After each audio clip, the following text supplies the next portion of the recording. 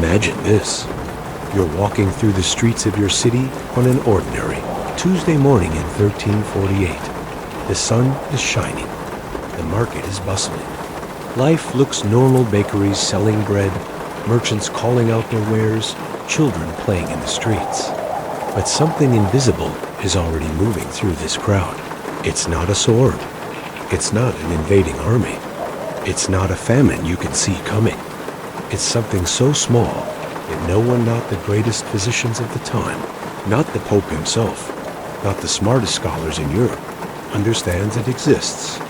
Right now, in this very moment as you walk, tiny fleas the size of a sesame seed are crawling on rats hidden in the walls of buildings around you. Inside their bellies, something is multiplying, something that will transform your entire world.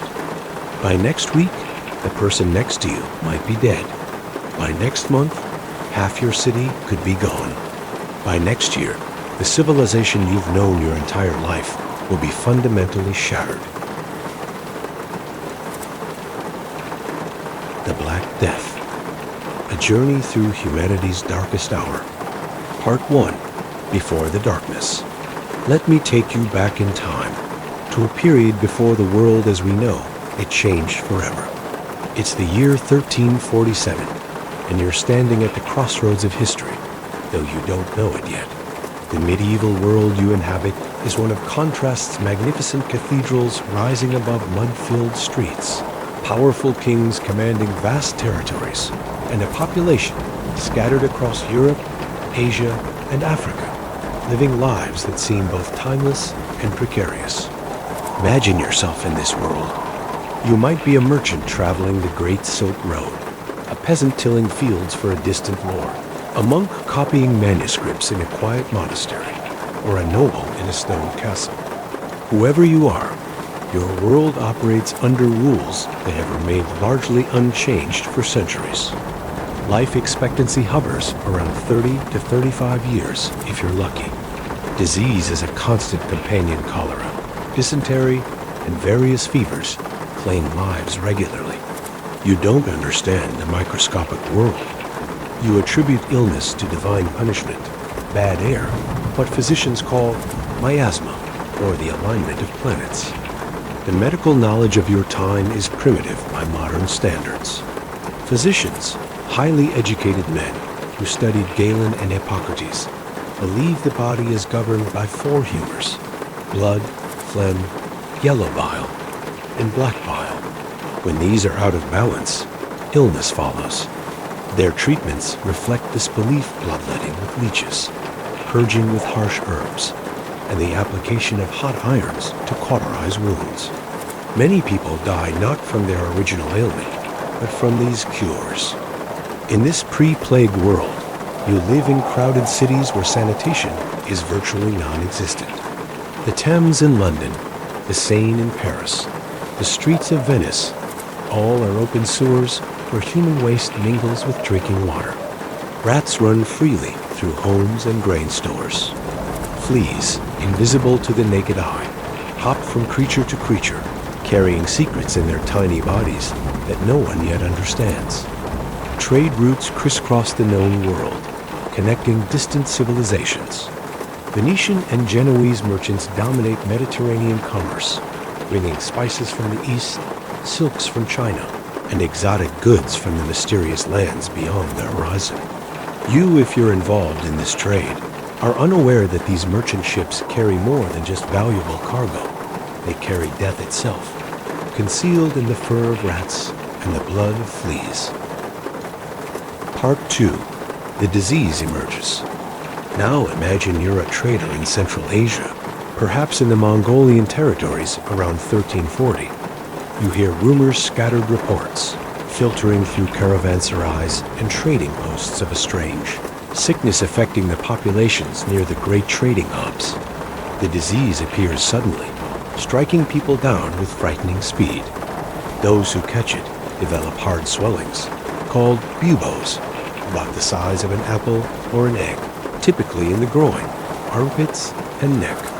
These buboes turn black and blue, oozing blood and pus. Fevers follow. accompanied by delirium and terrible pain.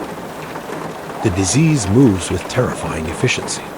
A person infected on a Monday might be dead by Friday. Some victims develop dark patches on their skin that spread across their bodies like terrible stains. Their fingers turn black. Their noses rot away while they still live. The stench of infected flesh, the screams of the dying, the helplessness of physicians who can do nothing. This becomes the landscape of the plague regions. You might not know it yet, but what you're hearing about is the bubonic plague, caused by a bacterium called Yersinia pestis. This microscopic killer doesn't discriminate between rich and poor, young and old, virtuous and wicked. It spreads through fleas that infest rats, particularly the black rat, Rattus rattus, a species that loves to live in human habitations and travels readily on ships. When an infected rat dies, its fleas become desperate for a new host. They readily bite humans, injecting the plague bacteria directly into the bloodstream. Some infected individuals develop a pneumonic form of the plague. The disease attacks their lungs. These unfortunate souls cough up blood-tinged sputum, and with every breath, every cough, they spread the infection to those around them through droplets in the air. This form is even more lethal, even more contagious than the bubonic form. As the disease spreads eastward and westward, Genoese merchants in the Crimean city of Kaffa become infected. In 1347, Mongol forces attacking the city catapult the bodies of plague victims over the walls, possibly history's first recorded use of biological warfare. Whether by catapult or simply through trade and human contact, the plague reaches the Genoese galleys. Picture yourself now on one of these ships. The voyage back to Europe takes weeks. Below decks, in the dark, humid holds, rats die. Their fleas search for new hosts and find human sailors. Men begin to sicken.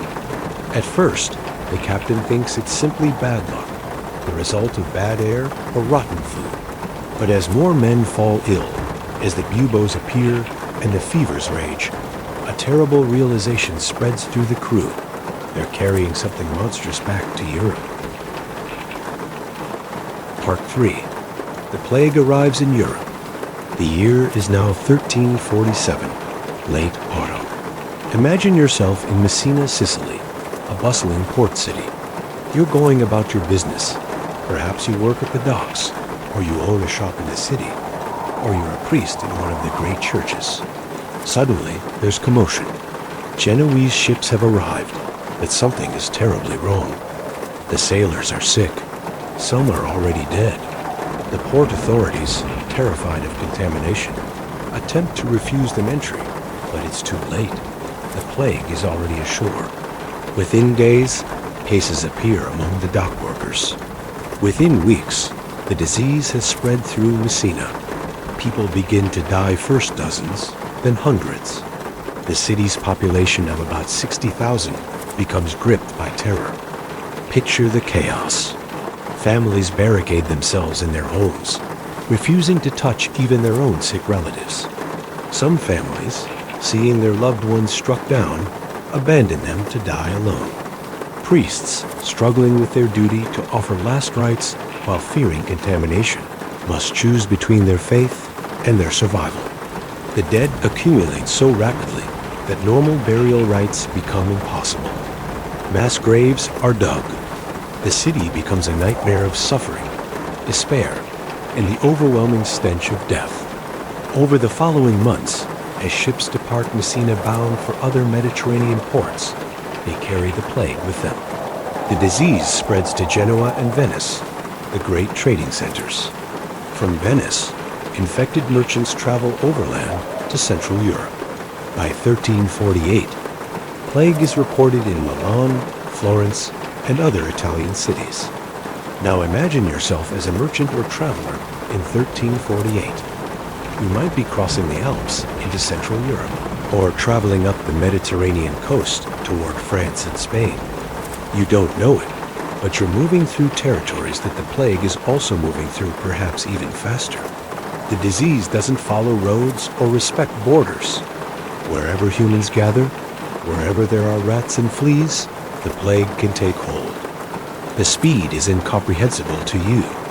In Florence, one of Europe's greatest cities, thousands die in just a few months. In some parishes, 90% of the population is gone by year's end. Imagine walking through the streets of your city and seeing houses marked with crosses signs that plague has visited that home and death has taken its toll. The living become fewer with each passing day.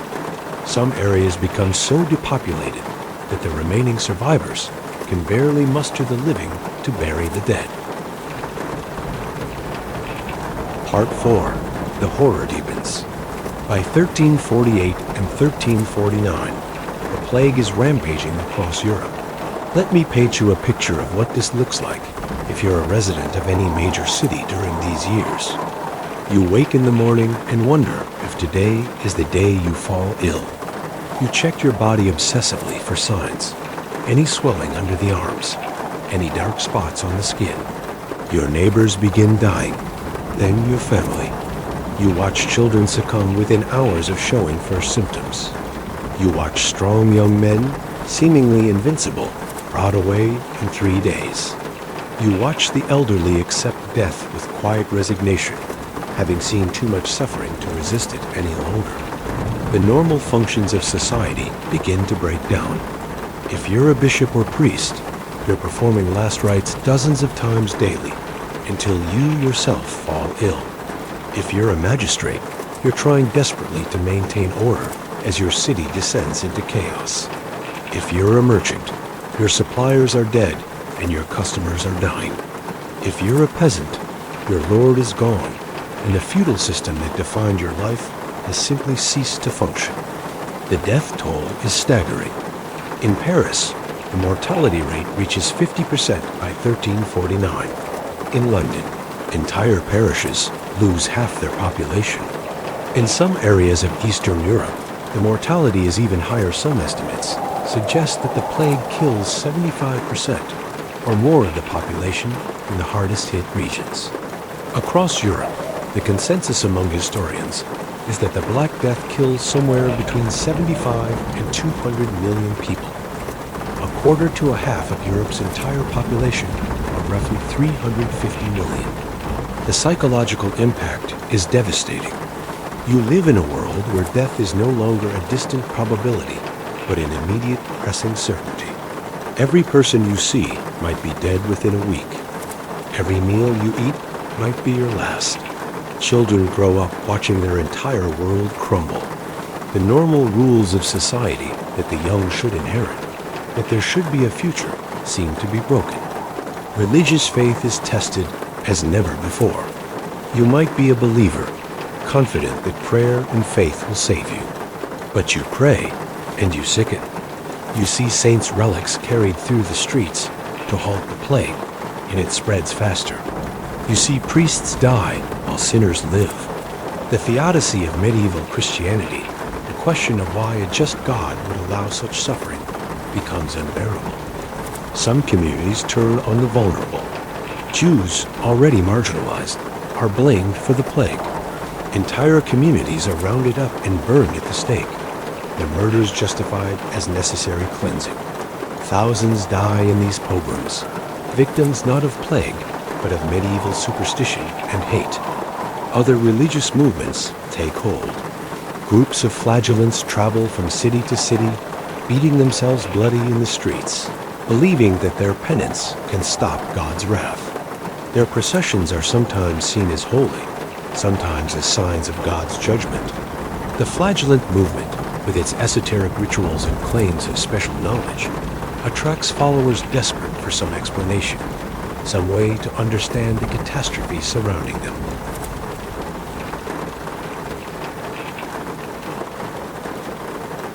Part 5. The Mechanisms of Death. Let me tell you what's actually happening in the bodies of those around you, though you don't understand it yet. Science won't prove the mechanism of plague transmission for centuries, but let me explain the biology so you understand the invisible tragedy unfolding. The plague bacterium Yersinia pestis lives in the digestive tracts of fleas. When an infected flea bites a human, the bacteria enter the bloodstream. The body's immune system recognizes the invasion and begins fighting, but Yersinia pestis is cunning. It produces toxins that overwhelm the immune response. The bacteria multiply rapidly, spreading through the lymphatic system. In the bubonic form, the bacteria congregate in the lymph nodes closest to the bite site. These nodes swell dramatically. These are the buboes you've heard about. The tissue becomes inflamed. The veins surrounding it turn black. The skin turns purple-black. Without antibiotics, which won't exist for centuries, the body has no effective defense. The bacteria move deeper, spreading to the bloodstream and organs. The victim develops a raging fever, sometimes reaching 40 degrees Celsius or higher. Delirium sets in. The pain is excruciating. Some victims develop septicemia, a spreading blood infection that turns extremities black, a condition later called Black Death or Black Plague because of the blackened flesh. In the pneumonic form, the bacteria attack the lungs directly. Victims cough up blood. They spread the infection with every breath, every cough, every droplet that escapes their mouths. This form spreads person to person with terrifying efficiency, requiring no intermediary flea at all. In some cases, the plague becomes septicemic, attacking the skin itself, turning the victim black all over before death. The mortality rate is truly horrifying. In the bubonic form, if untreated, death rates are around 50 to 60%. In the pneumonic form, nearly 100% of infected individuals die, usually within 3 to 5 days of the first symptoms. In the septicemic form, it's similarly nearly universal. You don't understand any of this mechanism. To you, the plague is simply a visitation of divine judgment, or bad air, or the alignment of stars. You have no concept of bacteria, no understanding of fleas. You attribute the disease to moral failings, to God's wrath, to cosmic forces entirely beyond human comprehension or control. Part 6, Society and Collapse. Now imagine yourself as we move through the years 1349, 1350, and beyond. The plague hasn't stopped. It's here to stay. Some regions are experiencing their first waves of infection. Others are in their second or third. Waves of plague will continue to strike Europe for centuries, though none quite as devastating as this first wave. Let's say you're a lord, trying to maintain your holdings. You've lost dozens of peasants to the plague. Your fields go untended. Your workforce has been reduced by half, by 2/3, by more. You face a choice. How do you maintain your feudal manor when there are no workers to till the fields? Some lords respond with violence, trying to force surviving peasants to work under the old conditions. But the surviving peasants have suddenly acquired something precious and rare: leverage. The surviving peasants know they're needed. Everywhere, there's labor shortage. Peasants, who yesterday had no choice but to accept whatever terms their lords dictated, now can demand higher wages, better conditions, freedom from some of the feudal obligations that have bound them.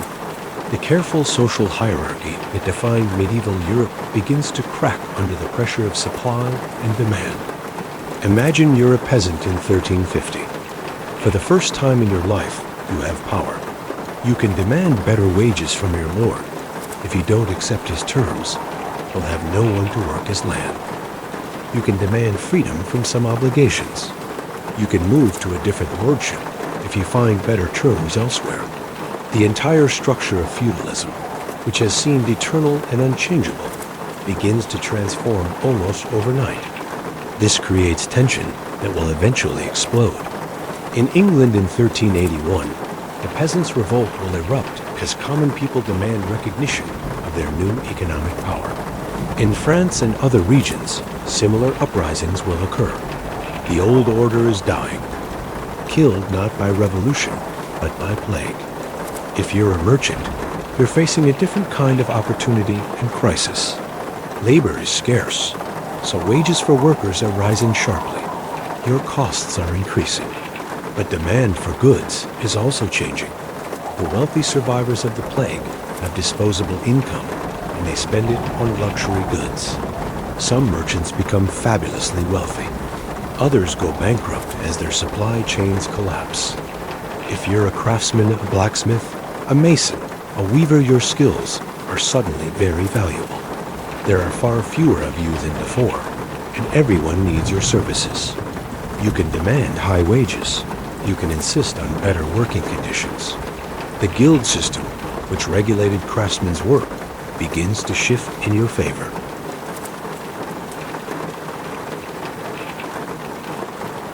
Part 7. The psychological scars. But beyond the economic and social changes, there's something deeper happening. Imagine yourself as a person living through this catastrophe for years. You've survived when so many haven't. Maybe you've lost everyone you love, your parents, your children, your spouse. Maybe you're one of the lucky survivors who kept most of your family. Either way, you carry trauma. The psychological impact of living through the Black Death was comparable to living through a devastating war. Imagine seeing your city depopulated. Imagine areas where the dead outnumber the living. Imagine the smell the medieval cities of the plague years must have reeked of death, decay, and waste. Imagine the sounds endless wailing, prayers chanted desperately, the absence of the normal rhythms of city life. Artists begin creating works depicting death as a skeletal figure, dancing with the living, showing that death spares no one. This imagery doesn't come from medieval pessimism. It comes directly from the experience of the Black Death. It's cultural trauma encoded in art.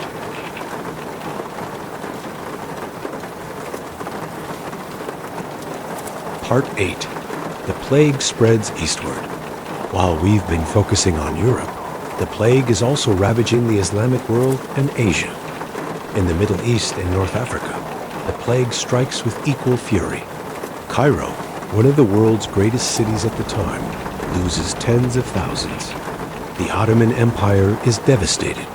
Trade routes that once connected the Islamic world to Europe are disrupted, throwing Mediterranean commerce into chaos. In Asia, where the plague originated, it has already killed millions.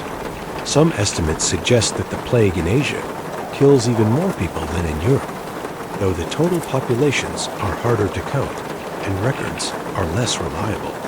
The great cities of China, which had been reaching populations of 1 million or more, are decimated. Imagine you're a trader on the Silk Road. The grand trade networks that have connected East and West for centuries are breaking down. Cities that once thrived on commerce are now ghost towns. Routes that were safe are now deadly. The flow of goods, ideas, and knowledge that characterized the medieval period is severely disrupted.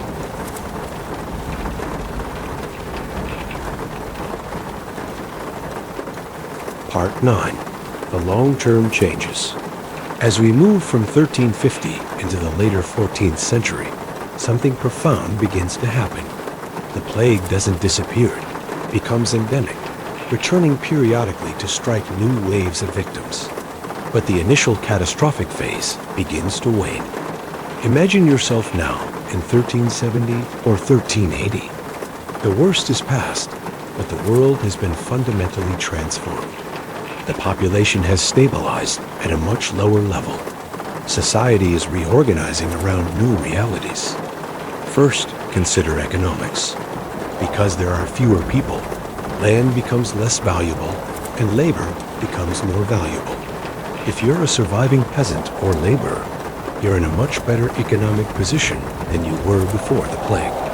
Wages have risen significantly. Your labor is sought after.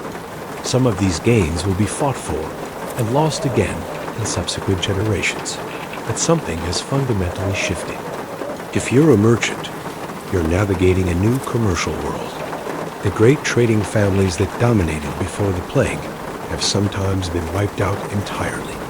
New merchants rise to prominence. Banking systems evolve. The Medici family in Florence, destined to become one of the most powerful families in Renaissance Europe, rises partly because other banking families were destroyed by plague.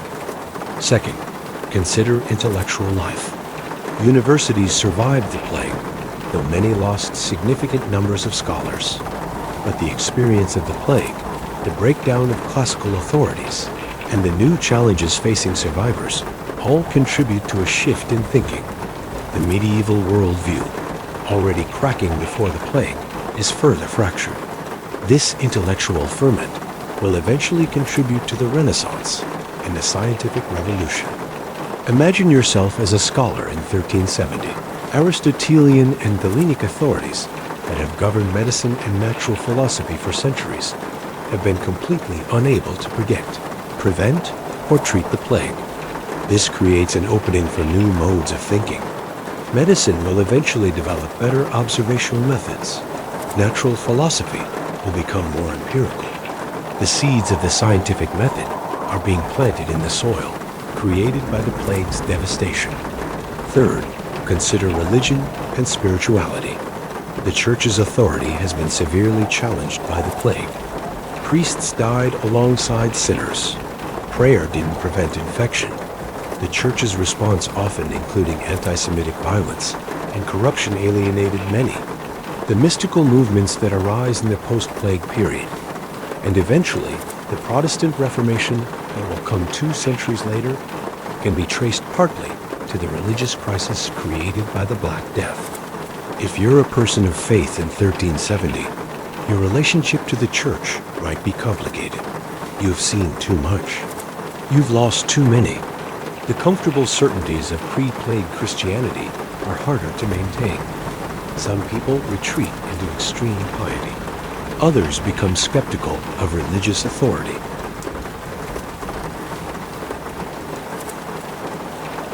Part 10. The specific tragedies. Let me make this concrete by imagining specific lives caught in the plague. These are composites, based on what we know from historical records, but they help us understand that these weren't just statistics. These were people. Florence, 1348. Imagine you're a wealthy merchant's daughter. Let's call you Katerina. You're 14 years old, beautiful, promised in marriage to another merchant family to cement a business alliance. In May, the plague arrives in your city. Your father initially thinks it won't touch your family. You live in a fine house with servants to bring you food. But within weeks, a servant falls ill with the buboes. Then another. Then your younger brother. You watch him die in 3 days, screaming in pain, his body covered in black swellings. Your mother, terrified, insists on isolation. You're locked in your room. You're not allowed to see anyone. But on the 7th day of your isolation, you feel the heat rising in your body. You develop a fever. Within hours, you find the terrible swellings under your arm. You know what it means. You're going to die. Just like your brother. Just like servants. Just like thousands around you. You spend your final days in pain and delirium, attended only by servants wearing cloth masks, which provide no protection. Your parents unable to touch you for fear of infection. Your betrothed never comes to see you. Your wedding will never happen. By the time you die on the 10th day of your illness, your family is already making plans to sell their house and leave Florence. London, 1349. Imagine you're a priest named Father Thomas. You've taken vows to serve God and his people. The plague has consumed your city. Every day, you're called to perform last rites for dozens of dying people. You're terrified. You've buried more than 100 of your parishioners in the last months. Several other priests in your parish have already died. But you keep going. You believe that God has called you to serve, and you won't abandon your duty. You perform last rites, wearing whatever protection you can manage cloth over your face, herbs in your nose to counter the miasma. You pray with the dying, absolving them of their sins, promising them eternal life even as their earthly lives are ending. One day, after visiting an infected household, you feel the familiar heat rising in your body. You try to pray to remain faithful, but the pain overwhelms thought. The fever consumes you. You die alone in the church rectory, attended by other priests who can do nothing but maintain a distance and pray for your soul. The local bishop, already dealing with the deaths of dozens of priests, can't even spare a priest to perform your last rites. You're buried in the mass grave, along with hundreds of others. A village in rural England. Imagine you're a peasant, let's call you John, and you live in a small village of about 200 people. Your entire life has been determined by the feudal system. You work your lord's fields in exchange for the right to work your own small plot. You owe him days of labor, portions of your harvest, and deference. Your life has been hard, but it's been stable. In autumn of 1348, the plague arrives. It doesn't announce itself. It just appears when a traveler passes through. Within weeks, half your village is dead. The church that served your village for centuries is overwhelmed. The priest dies. The Lord dies. Within months, your village of 200 has perhaps 60 survivors. You're one of them, and suddenly, your world has transformed. The fields are untended. The feudal system that governed every aspect of your life no longer functions. There's no one to enforce it. You're free in a way you never were before, but it's a terrible kind of freedom. You must decide. Do you try to survive in your devastated village? Do you move to another village? Do you travel to a city looking for work and better wages? Many people like you migrate to cities or find work with less restrictive lords. Your children, if you have any, will grow up in a world utterly different from the one that existed before 1348.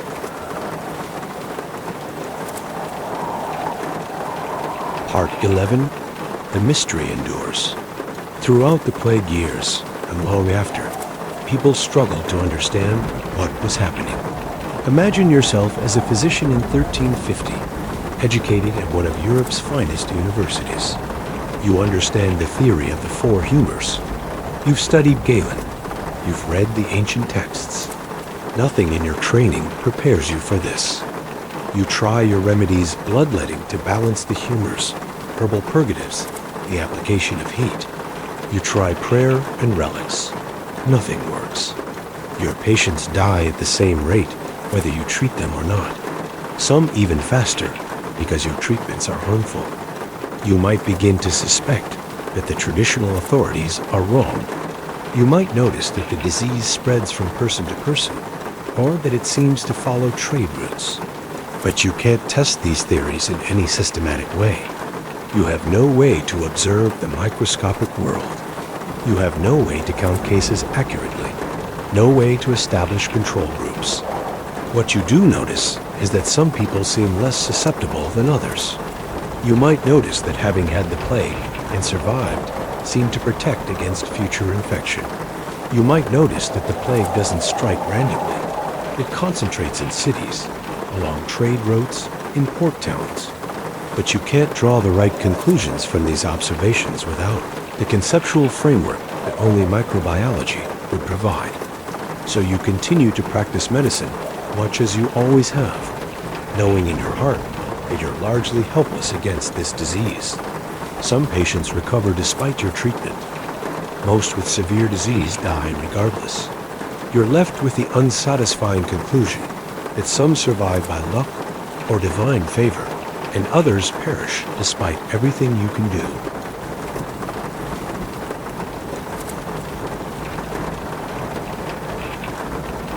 Part 12. The plague becomes endemic.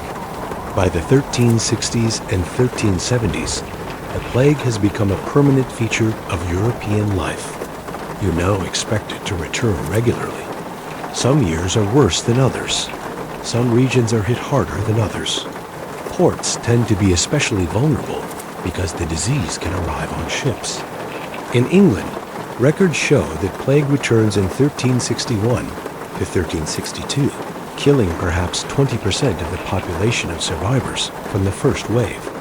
Another outbreak in 1375, another in 1390. Each subsequent wave is less catastrophic than the first, partly because there are fewer people to infect, partly because survivors and their descendants might have inherited some resistance to the disease. Imagine yourself as a parent in 1380, having survived the first great wave. You've lived through the apocalypse and emerged. You've seen your community devastated and gradually recover. You're raising children in a world you know will be visited by plague again and again. You teach your children what you've learned, how to recognize the first signs of plague, when to isolate themselves, which remedies to try, though you know they likely won't work.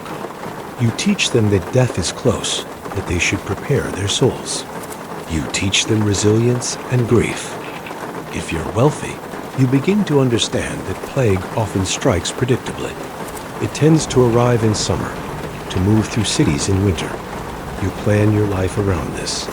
If you're wealthy enough, you might consider fleeing to the countryside during plague season, though this is difficult and not always possible. Some towns implement rudimentary public health measures. They might forbid entry to travelers from plague-stricken regions. They might isolate the sick. They might attempt to improve sanitation, though without understanding the real mechanism of transmission, these measures are crude and mostly ineffective. Venice, as a major port, experiences plague regularly and develops some of the first organized public health responses. In 1377, Venice establishes the first quarantine station, a place where ships and their cargo could be isolated for 40 days, 40 giorni in Italian, the origin of the word quarantine, to see if plague would manifest. This doesn't completely prevent plague, but it helps reduce transmission.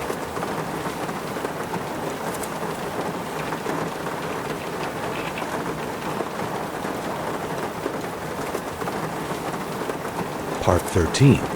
The artistic and literary response. As decades pass and the plague becomes a permanent part of life, artists and writers begin to process the trauma through their work.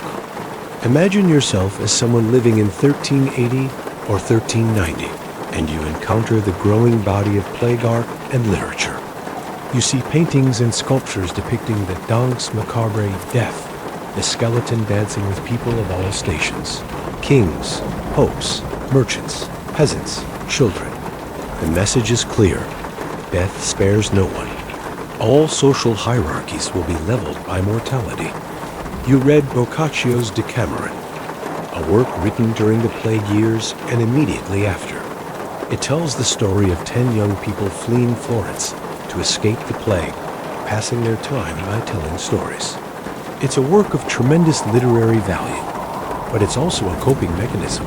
If we can tell stories and find beauty and meaning despite the plague, perhaps we can survive it. You might encounter the poetry of Petrarch, who lived through the plague years and wrote beautifully and painfully about mortality, loss, and the fragility of life. This artistic movement born from plague trauma will influence European culture for centuries.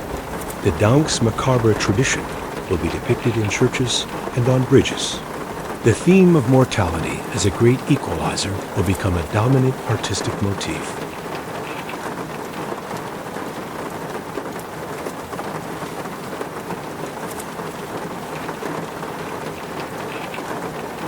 Part 14. The Changing World Economy. Let me paint a picture of the economic world as it's transformed by plague. Imagine yourself a merchant in 1400, exactly 50 years after the plague's initial arrival in Europe. The world economy is fundamentally different from what it was in 1347. The population, still recovering, is maybe 60% of what it was before. But labor is scarce and therefore valuable. If you're a worker, your wages have risen significantly. If you're an employer, your costs are high. Guild systems in various cities have responded to the changed conditions. Craftsmen's guilds have become more powerful. They can restrict membership, ensuring that skilled workers remain scarce and valuable. Apprenticeship becomes a more formal and valuable arrangement. Trade patterns have shifted. Some routes that were heavily traveled before the plague are now less important. New trading centers have emerged. Cities that were devastated might never recover to their former importance. Others, less hard-hit, have grown in relative importance. If you're in banking, you've seen tremendous upheaval. Banking families that seemed untouchable in 1340 have been wiped out. New banking families rise to prominence. The Medici family in Florence, not even prominent before the plague, are now among the most important bankers in Europe. They'll eventually become patrons of art, fueling the Renaissance. If you're a landholder, your world has been upended. Land, previously the ultimate source of wealth and power, has become less valuable because there are fewer people to work it. Some of the ancient feudal privileges are fading as the labor market shifts. A peasant can often simply leave a harsh lord and find more generous terms elsewhere. Part 15. The Echoes in Daily Life. Let me take you into the daily lived experience of someone in 1400, a full 50-plus years after the first wave of plague. You're living in a reconstructed city. Buildings that were abandoned during the plague have been repaired or rebuilt. The mass graves have been paved over, though people know where they are. The population is recovering, but it's still visibly lower than what older people remember from their childhood. There are empty houses, abandoned neighborhoods, farms that have been returned to nature. You have memories of family stories of the plague years. Maybe your grandparents told you about the time when half the city died in a single year. Maybe you've lost family members to subsequent plague outbreaks. The disease still strikes regularly, though not with the apocalyptic force of the initial wave. You understand that you live in a world shaped by plague. Your parents' wages are higher than they would have been because of labor shortage. Your rights as a worker or craftsman are greater. If you're wealthy, you have access to goods from the world economy, which has recovered much of its vigor. You also understand that plague could return at any time. If you're wealthy enough to own a country house or have the ability to flee to the countryside, you do so when plague threatens. If you're poor, you make what preparations you can and hope for survival. Part 16. The plague in other parts of the world. While our focus has been on Europe, the plague's impacts were truly global. Imagine yourself as a merchant or traveler in the 14th century, moving through different regions of the world. In the Islamic world, the Middle East, North Africa, and parts of the Iberian Peninsula, the plague is equally devastating. Cairo is depopulated. Trade through the Middle East is severely disrupted. The Ottoman Empire, which is rising during this period, is nonetheless severely impacted by plague. In North Africa, the plague contributes to the decline of urban centers and the rise of nomadic tribes in regions that had been settled and urban. In Asia, the plague's origins are in the steppes of Central Asia, possibly originating in populations of rodents there. The disease spreads along the Silk Road. China, which had been one of the world's most advanced civilizations, is devastated. Population estimates suggest that China's population drops from roughly 120 million before the plague to perhaps 65 million afterward. Cities that had been centers of learning and culture are depopulated.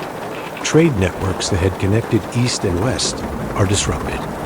In India, the plague strikes cities along the trade routes. It's less well documented than its European impact, but the suffering is no less real. The plague is the first truly global pandemic. While regional epidemics have occurred before, nothing in human history to this point has been so widespread, so sudden, and so deadly.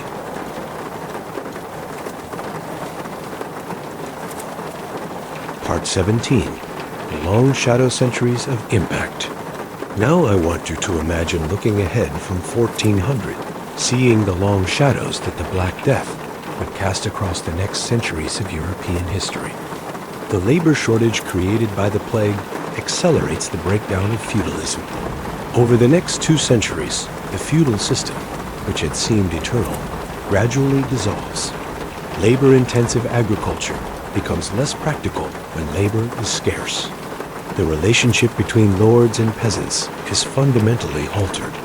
Peasant rebellions in the late 1300s and 1400s accelerate this transformation. The economic changes contribute to the rise of merchant capitalism. Merchants and bankers become more powerful. The Medici family, rising from the plague's devastation, will become one of history's greatest patrons of the arts, fueling the Renaissance. Without the plague and the economic disruption it created, the Renaissance might have developed very differently. The religious crisis created by the plague, the questioning of church authority, the sense that God had abandoned the faithful contributes to a growing appetite for religious reform. It's not the only cause of the Protestant Reformation that will erupt in the 1500s, but the plague created the intellectual and spiritual conditions that made Reformation possible. The demographic collapse caused by the plague ensures that Europe's population will take nearly 300 years to fully recover to pre-plague levels. This means a very different medieval and early modern world than would have existed without the plague. The plague also marks a cultural shift. The medieval worldview based on eternal hierarchies, the unchanging natural world, the certainty of religious authority, is cracked by the plague. The Renaissance that follows, with its emphasis on observation, measurement, humanism, and classical learning, grows partly from the intellectual openness created by the plague's disruption of medieval certainties.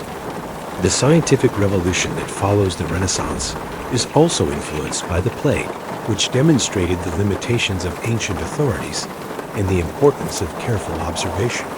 Physicians and natural philosophers, confronted by the plague's incomprehensibility, slowly began to question ancient texts and rely more on observation, methodological shift that would eventually give rise to modern science. Part 18, The Genetic Legacy. Let me take you one step further into consequences that wouldn't become apparent for centuries. The plague killed about half of Europe's population, but it killed somewhat selectively. Some people survived the plague, while others didn't. Some populations and families have higher survival rates. Modern genetics has revealed something fascinating. Survivors of the plague and their descendants show genetic variations that provided some resistance to the plague. The massive death event represented by the Black Death also represented a form of natural selection, albeit a horrific one. People with certain genetic variations that made them more resistant to plague or to the plague's effects were more likely to survive and reproduce. Over centuries, this genetic shift would be barely noticeable, but it represents another way in which the Black Death shaped human history, not just through social, political, and economic changes, but through genetic changes in the surviving population.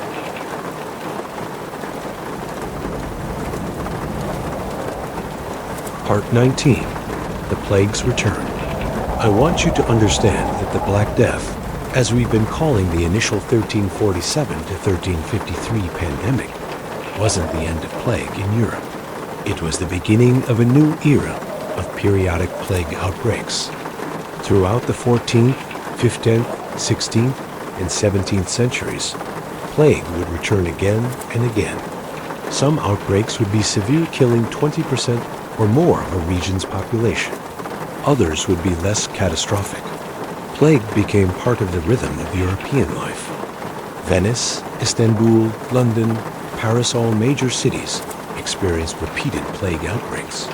Some smaller towns saw plague arrive, kill a significant portion of their population, and then disappear, sometimes for years or decades, before returning again. People living in plague-endemic regions developed coping mechanisms. They understood plague as a recurring threat, like famine or war. They built procedures into their municipal governance to respond to plague quarantine stations, isolation hospitals, restrictions on trade. The last major plague outbreak in Europe struck London and other parts of the British Isles in 1665 to 1666. This final major European plague, called the Great Plague of London, killed perhaps 100,000 people in London alone. But medicine had advanced slightly. Public health measures were better, and the overall mortality, while catastrophic, wasn't the apocalyptic scale of the Black Death. This plague effectively ended with the Great Fire of London in 1666, which destroyed much of the housing stock and disrupted the rat population.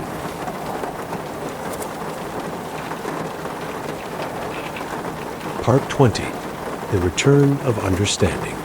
I want to bring you finally into the modern period to explain the satisfaction of understanding what killed so many. For centuries after the plague, the cause remained a mystery. Physicians continued to attribute it to miasma, to planetary alignments, to divine judgment. People could describe the symptoms with accuracy, but the mechanism of infection remained incomprehensible. It wasn't until the late 1800s and early 1900s that scientists finally understood plague. The microscope had been invented, revealing the bacterial world. Louis Pasteur and others developed germ theory. Scientists could finally observe Yersinia pestis bacteria under magnification. In the 1890s, Alexander Yersin, a Swiss-French bacteriologist, isolated the plague bacterium and demonstrated that it was the cause of plague. The bacterium was named after him, Yersinia pestis. Scientists studied how plague spread. They discovered the role of rats and fleas. They demonstrated that infected fleas could transmit the disease to new hosts. They identified the different forms of plague: bubonic, pneumotic, and septicemic. This understanding arrived far too late to help the millions who died during the Black Death and subsequent outbreaks. But it meant that future generations could develop vaccines, create antibiotics that could treat the disease, and understand how to prevent its spread. Can you imagine what it would have meant for someone suffering in 1350, dying of the buboes, to know that the disease was caused by a tiny bacterium, transmitted by fleas, that could be killed with penicillin or other antibiotics? Can you imagine the relief of understanding that the plague wasn't a supernatural punishment, wasn't God's wrath, wasn't an unavoidable cosmic force? It was simply a disease caused by biology, preventable and treatable through understanding and science?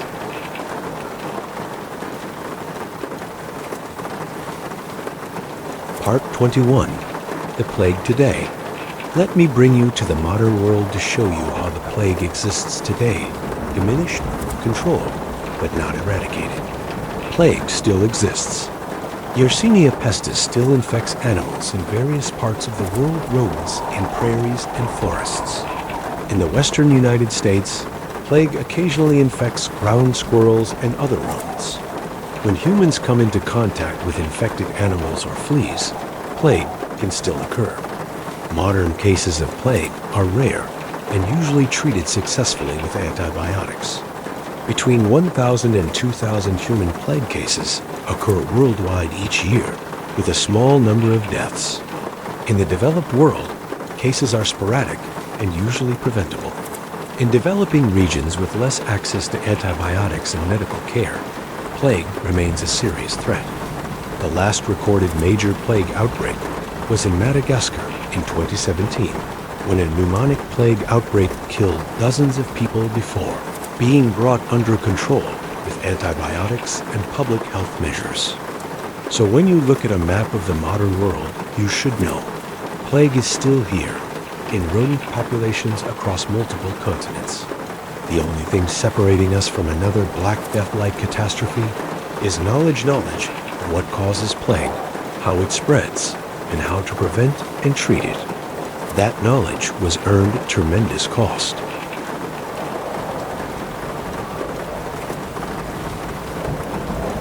Conclusion.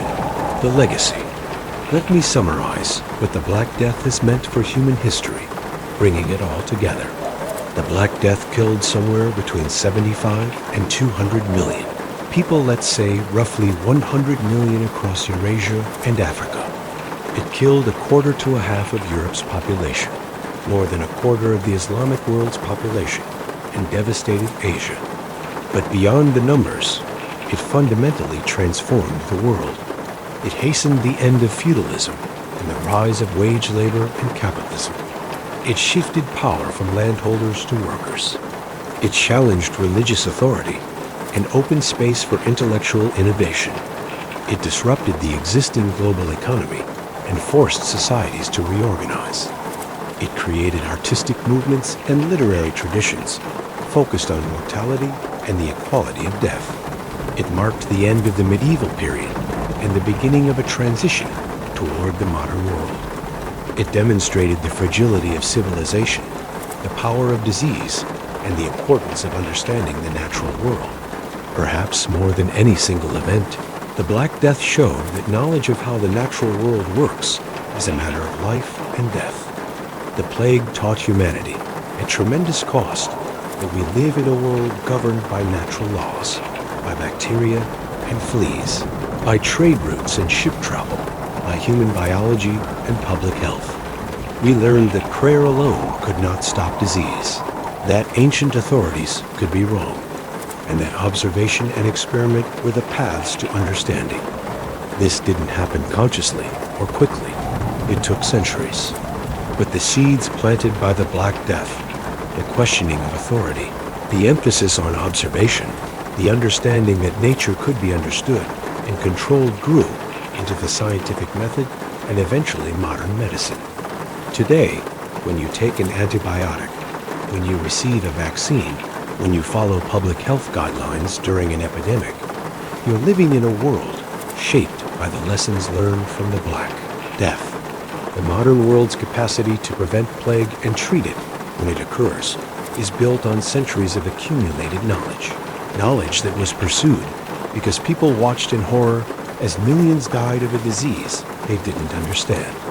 So the Black Death, in a strange and terrible way, was also the birth of the modern world born from suffering, purchased with millions of lives, but ultimately building a world with greater understanding, greater ability to combat disease, and greater capacity to address human suffering.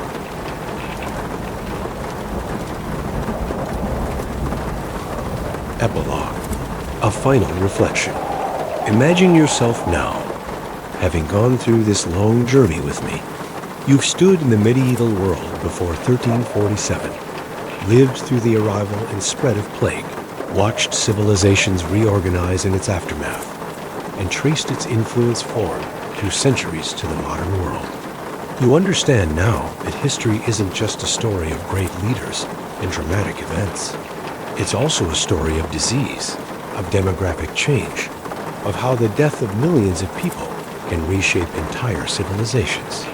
You understand that the world you live in with its medical knowledge, its economic systems, its cultural values bears the marks of the Black Death. The people who lived through it were brave, terrified, desperate, and creative. They tried to understand what was happening with the tools available to them. They failed to prevent the disease or cure it, but they survived and rebuilt. Their suffering led to changes that eventually made our world safer, healthier, and more scientifically grounded. This is the legacy of the Black Death. Millions of deaths, millions of stories, and a world transformed forever.